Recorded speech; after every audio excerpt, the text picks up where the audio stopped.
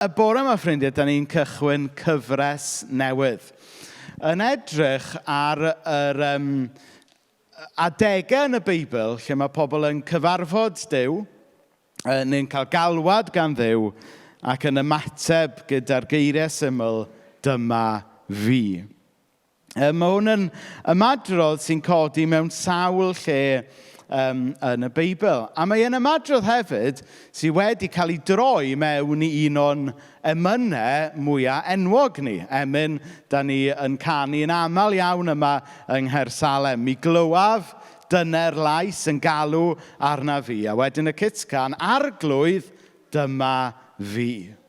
Ac wrth gwrs mae'r ffreis yna sydd yn yr emyn yn dod allan o sawl hanesyn, sawl stori yn y Beibl, lle mae pobl yn cyfarfod Duw, pobl yn cael galwad gan Dduw, ac yn ymateb a dweud, arglwydd neu Dduw, dyma fi. So byddwn ni'n edrych ar hanes Moses, hanes y brenin Dafydd, gair o Eseia, a hefyd Ananias yn ymateb yn llyfr yr Actau. Achos mae pobl ym mhob oes wedi ymateb i alwad Duw gyda'r geiriau dyma fi. A'r syniad ydy, wrth i ni edrych ar ymateb pobl yn y Beibl i alwad Duw yn dweud dyma fi, gobeithio gallwn ni hefyd gymryd y cyfle yma i ni hefyd roed yr ymateb yna i Dduw yn dweud dyma fi. Weithiau, i ni'n dod o flaen Duw gyda'n dyma fi mewn llawenydd yn dydyn. Weithiau, da ni'n dod o flaen Duw a dweud dyma fi yn fynagrau. Ond beth bynnag yw yn lle ni yn emosiynol, dyle taith y Cristion wastad dechrau gyda yr dyma fi. Cyflwyno'n hunain i Dduw beth bynnag sydd o'n blaen ni. Nawr, ni'n dechrau y gyfres yn edrych ar hanes am alwad annisgwyl a brawychus mae Abraham yn derbyn yn Genesis 22. Felly, mae'r rhan cynta'r darlleniad yn dod o ddechrau Genesis 22, a wedyn nes ymlaen yn y neges fyddai'n darllen mwy o adnodau. So Genesis 22 adnod 1 i ddechrau. Beth amser wedyn, dyma Duw yn rhoi Abraham ar brawf. Abraham, meddai Duw, ie, dyma fi. Atebodd Abraham, ac meddai Duw wrtho, please, cymer dy fab Isaac, yr unig fab sydd gen ti, yr un rwy ti'n ei garu, a dos i ardal Morea. Yno, dwi am i ti ei ladd, a llosgu ei gorff yn offrwm ar un o'r mynyddoedd. Byddai'n dangos i ti pa un. Wel, mae hwn yn hanes rhyfedd yn dydy. Mae hwn yn hanes anodd yn dydy. Pam bydde Duw sydd angen dim byd yn gofyn am bob dim gan Abraham? Pam y bydde y Duw mae'r Beibl yn siarad amdano mewn llefydd eraill fel Duw sy'n gariad i gyd, yn gofyn ac orchymyn Abraham i gymryd bywyd i blentyn i hun. Mae hwn yn ddarn anodd yn dydy. Mae hwn yn ddarn brawychus o'r Beibl. A dyma mewn ffordd pam yn bod ni fel capel yn credu mewn wneud cyfresu. Achos dysyn ni ddim yn wneud cyfresu, byddwn ni jyst yn dewis yr hannau neis a'r hannau hawdd o'r Beibl. Ond weithiau mae'n bwysig bod ni'n reslo gyda'r hannau fwy cymleth fel hyn o'r Beibl. Felly bod rhai o'ch chi'n meddwl, wel, pam bod Rhys bore yma'n dewis siarad ar destun lle mae Duw fel bod e'n ymddangos ar yr olwg gyntaf, fel bod e'n gorchymyn ni i wneud rhywbeth, ni'n reddfol yn gwybod sydd yn anghywir. hyd yn oed yn anghristnogol, cymryd bywyd plentyn. Beth sy'n mynd mlaen yn y testun tywyll yma, be mae hwn yn dysgu ni ynglyn â'r Duw ni'n gwybod sy'n Dduw o gariad. Wel, ddawn ni at hynna mewn munud, ond fel da ni'n gwneud ar ddechrau pob cyfres, dwi eisiau atgoffa chi bod mae nid un llyfr yw'r Beibl, ond cyfres o lyfrau. A dwi'n deud hyn ar ddechrau pob cyfres newydd. Mae nid llyfr yw'r Beibl, ond llyfrgell.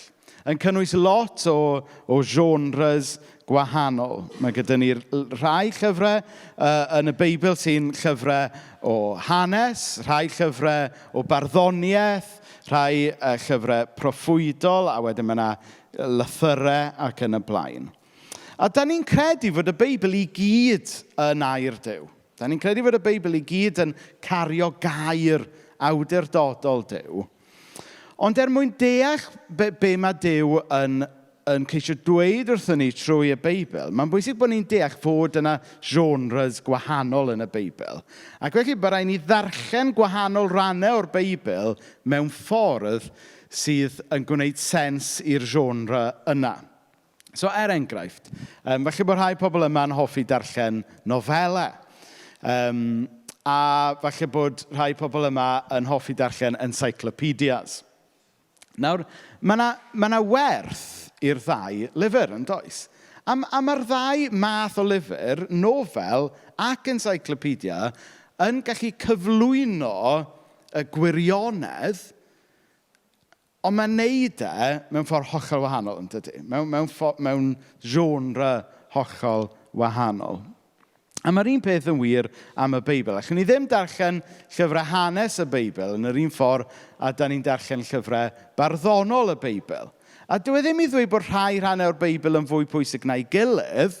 Mae jyst yn dweud bod rhaid i ni ddarllen gwahanol sections o'r Beibl sydd yn driw i'r genre yna. A'r ail beth i nodi cyn bod ni'n mynd ymlaen yw, mae'n bwysig bod ni hefyd yn cymryd mewn cyd-destun hanesyddol y Beibl wrth i ni drio fe. Oherwydd, bod ni'n credu fod y Beibl wedi sgwennu i ni ddim yn credu bod y Beibl wedi sgwennu ato ni. Na.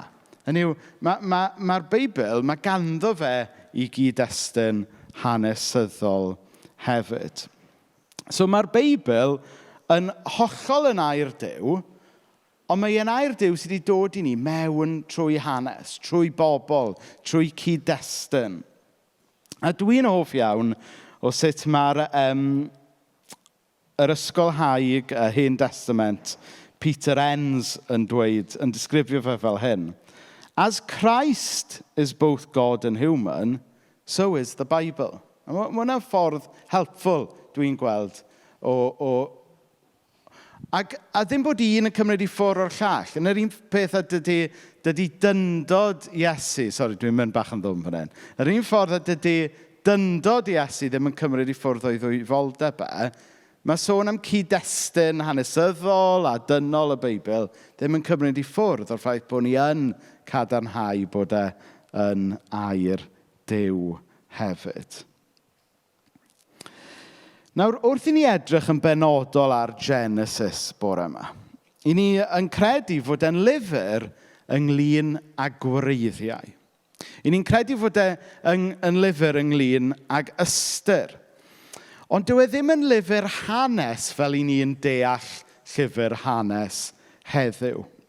Mae Andy Ollerton, sy'n gweithio i Cymdeithas y Beibl a wedi sgwennu pethau fel cwrs y Beibl, y Bible Course, yn dweud am Genesis, bod Genesis mwy ynglyn â'r hw a'n hwai yn hytrach na'r haw a'n hwen. Hynny yw, bod yn lyfr hanes, dyw e ddim yn lyfr hanes fel i ni'n meddwl am llyfr hanes heddiw. Mae e'n lyfr ynglyn ag ystyr. Yn rhan y byd modern, mae llyfrau hanes yn i wneud casglu ffeithiau at ei gilydd a'i cyflwyno nhw mwyn rhoi portread gwyddonol gywir o beth sy'n mynd mlaen. Ond mae Genesis yn wahanol. Mae e'n perthyn i genre o hanes fel myth. Nawr, falle bod chi'n meddwl, myth. Ydy Rhys yn dweud, mae dim ond myth ydy'r Beibl. Na, dwi ddim yn dweud hynna. Ystyr myth yw, yn y cyd-destun yma, a na i dyfynnu Peter Enns eto, achos mae fe'n dweud yn well na llai. It is important to understand, however, that not all historians of ancient Near East use the word myth simply as shorthand for untrue, made-up storybook. A more generous way of defining myth is that it is an ancient, pre-modern, pre-scientific way of addressing questions of ultimate origins and meanings in the form of stories. Who are we? Where do we come from? A dyna sut mae Genesis yn ffitio mewn i llyfrgell y Beibl. Mae e'n lyfr hanes ydy, ond hanes mewn ffordd gwahanol i dyn ni'n meddwl am hanes heddiw. Mae e'n lyfr sy'n helpu ni ddeall o le ni wedi dod. Pwy ydyn ni? Pwy ydy Duw? Mae e'n lyfr sy'n helpu ni i wneud synwyr o'r cwestiynau mawr yma. Ond mae'n bwysig i ni ddeall bod e wedi sgwennu mewn oes wahanol iawn i'n oes ni heddiw. Nawr, y rheswm dwi wedi dechrau gyda'r cyflwyniad yna yw, mae e'n helpu ni, fi'n meddwl, i drio gweld be mae'r hanes rhyfedd yma ynglyn â Abraham ac Aberth Isaac yn dysgu ni. Nawr, un esboniad o'r hanes yma yw bod e'n dweud, wel, mae Duw ydy Duw, a mae Duw yn gallu gwneud be bynnag mae eisiau oherwydd mae fe ydy Duw. Felly, os ydy Duw yn dweud wrthych chi ladd eich plentyn, wel, pwy chi ddadlau gyda fe, achos Duw ydy Duw. Dyna yw un esboniad. Mae rhai pobl yn esbonio fe fel, beth ydy hwn, ydy rhyw fath o wers ynglyn â ydyn ni o ddifri ynglyn â dilyn Duw. Ac os ydyn ni o ddifri ynglyn â dilyn Duw, fyddwn ni'n fodlon rhoi popeth i lawr gan gynnwys bywyd yn plant ni yn hunain. Dyna sut mae rhai pobl yn neud sens o'r peth.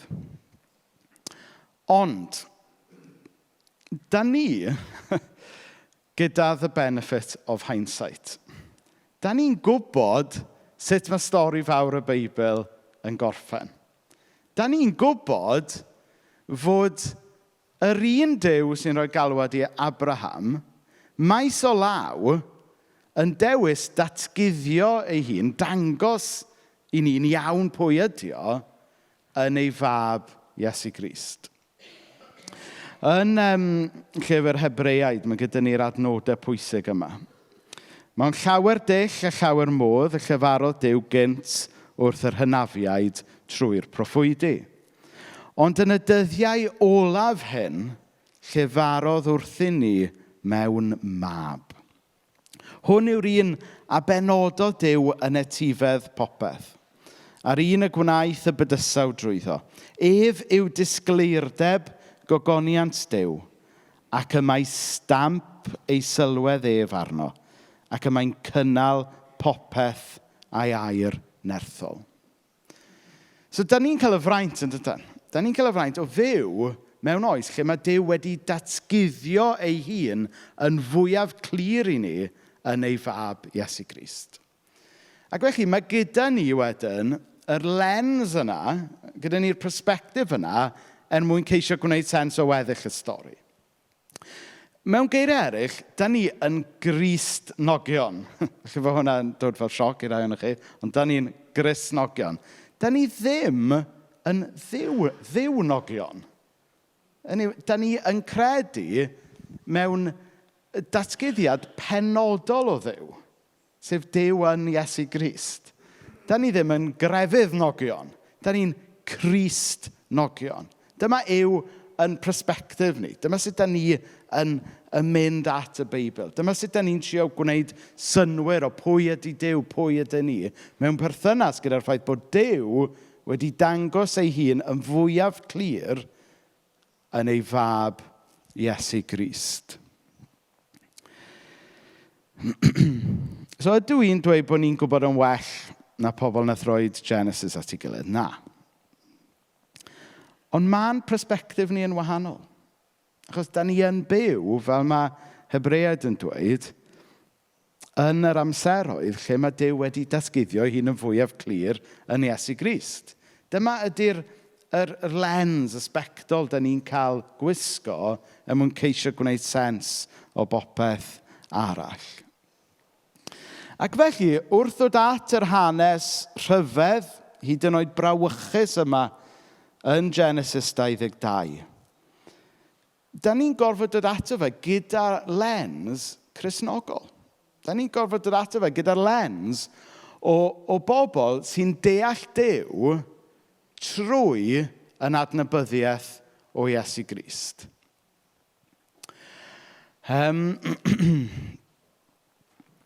Ac felly, dyma sut dwi'n deall yr hanes yma.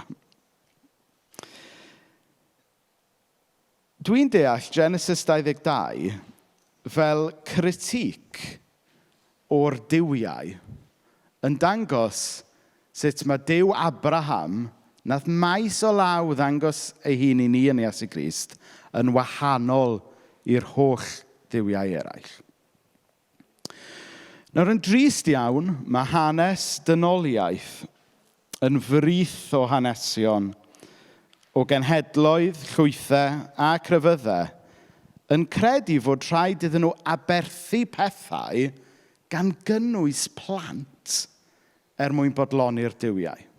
Mae hwn yn drist iawn yn rhan o hanes dynoliaeth. Bod pobl yn meddwl bod rhaid nhw appeasio Duw drwy aberthu pethau gan gynnwys lladd plant. Mae hwn yn rhan o hanes trist y byd syrthiedig yn ni'n byw ynddo.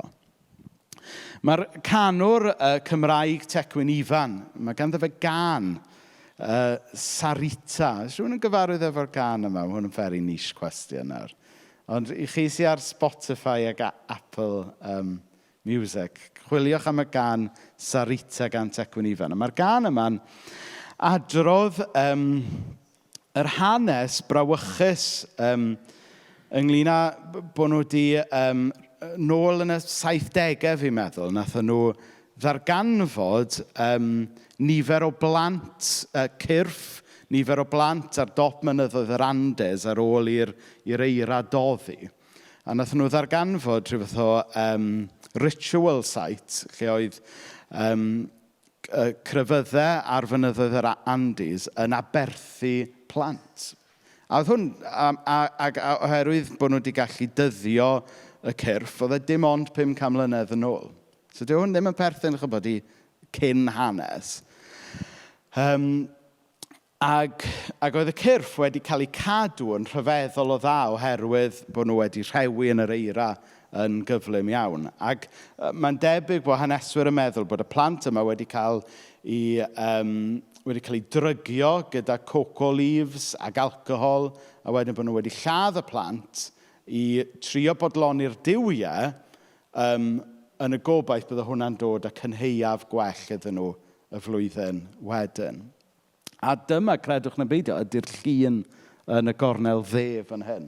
Oedd y rhew ar eira wedi cadw'r cyrff mor dda fod cyrff y plant wedi cael ei dal fel yna. Ac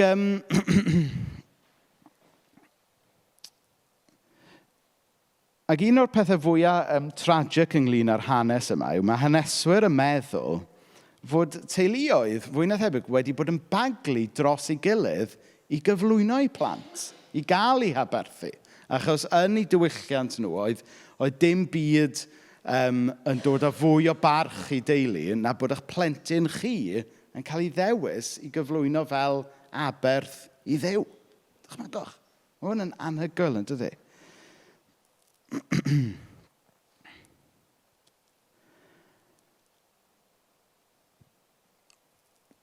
Y peth yw, mae'r peth dal i ddigwydd yn y byd heddiw. O gopa'r Andes 500 mlynedd yn ôl, i blant sy'n falle yn colli bywydau wrth drio groesi'r sianel falle mewn cychod bach. Hynny yw, meddyliwch am y peth. Mae'r plant yna ar ryw wedd yn marw ar achor rhyw eideoleg yn dydyn. I chi meddwl nawr am yr holl blant yn Gaza sy'n gorfod cochi bywydau ar achor Hamas a Netanyahu. A i chi meddwl am yr holl blant sy'n cael ei gwerthu mewn i gaethwasiaeth fodern a people trafficking ar achor crefyddau heddiw. A fi'n defnyddio crefydd yn yr ystyr eang fan hyn a cynnwys materoliaeth a bethau fel yna mewn.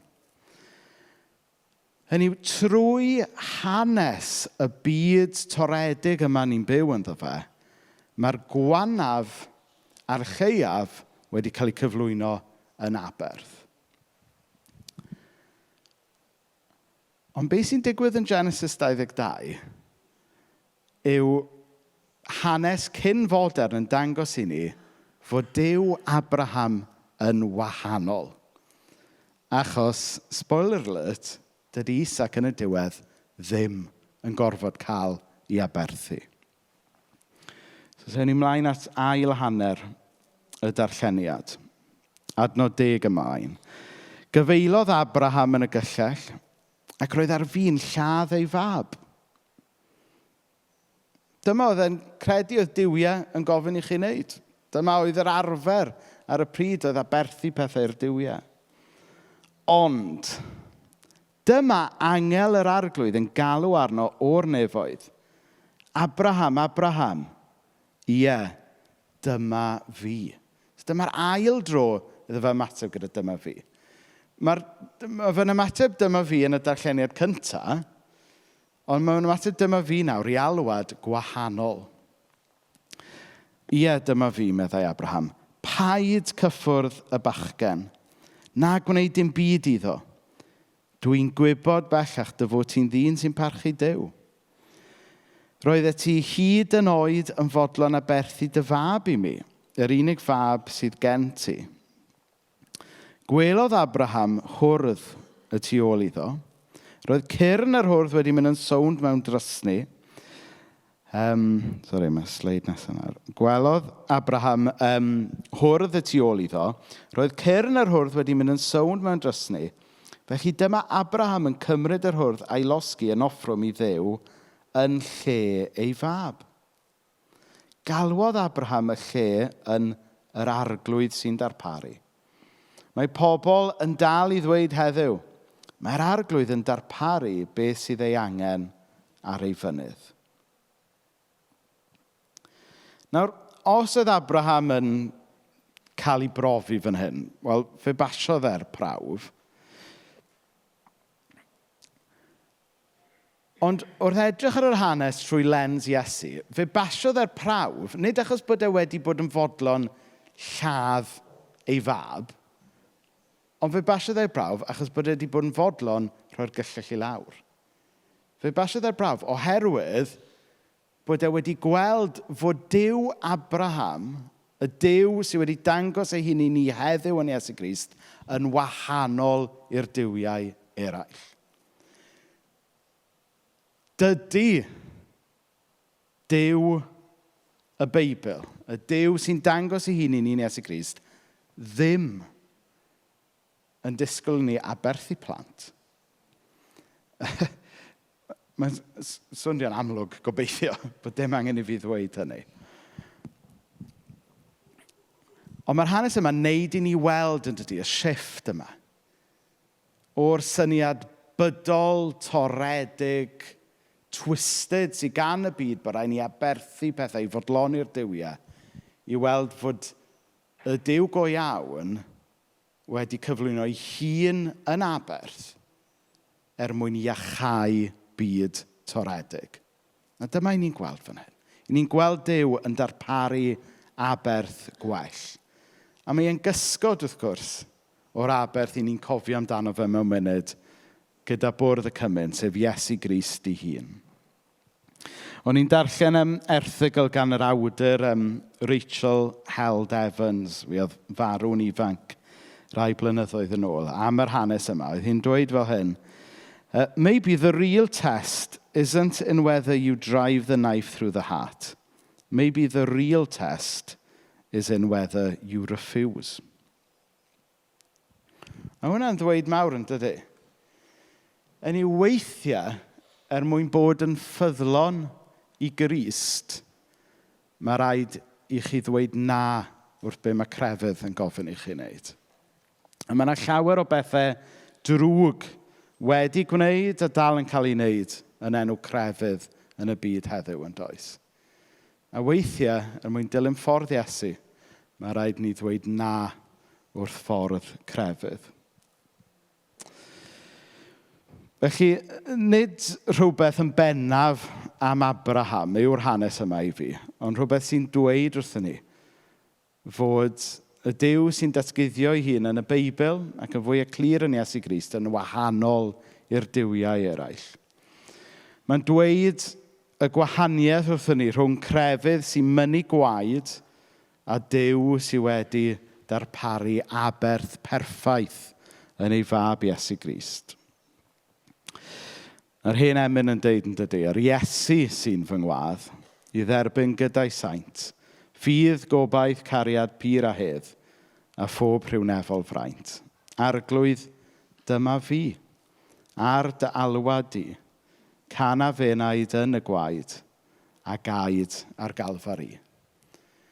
Oedd dim angen gwaed Isaac, achos mae gwaed Iesu yn dod a cymod, yn dod â bywyd, yn dod â iachad i holl broblemau'r byd ddoe heddiw a fori.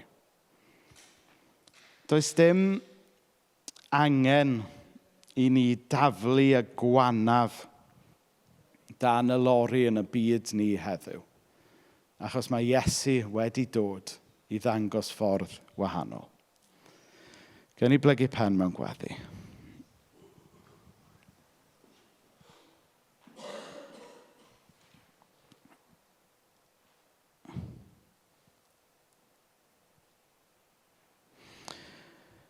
O Dduw Dad, i ni'n gofyn i ti fod gyda ni, yn arbennig wrth i ni geisio gwneud synwyr o rannau anodd o'r Beibl o Dduw Dad.